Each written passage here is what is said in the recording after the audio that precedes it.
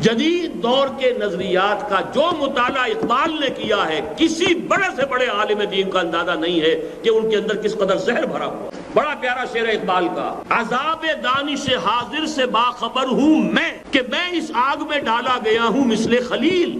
لہذا اس کا سب سے بڑا مسئلہ کیا ہے؟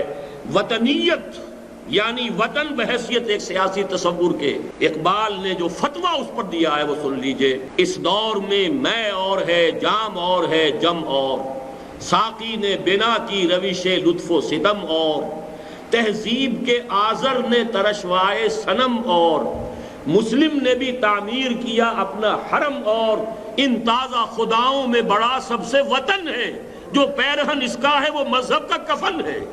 انتہا ہے، انتہا ہے، انتہا ہے جذبات کی شدت۔ یہ بت کے تراشیدہ تہذیب نوی ہے، غارت گرے کاشانہ دین نبوی ہے، بازو تیرا توحید کی قوت سے قوی ہے، اسلام تیرا دیس ہے تو مصطفی ہے، نظارہ دیری نہ زمانے کو دکھا دے، اے مصطفی خاک میں اس بت کو ملا دے۔ یہ ہے فکر اقبال۔ سیکولرزم اور نیشنلزم، یہ آج کی دنیا کے دو سب سے بڑے بت، سب سے بڑے شرک، سب سے بڑے کفر۔ تیسرا ہے میٹیریلزم، مادہ پرستی۔ یہ تسلیس ہے آج کی تہذیب کی۔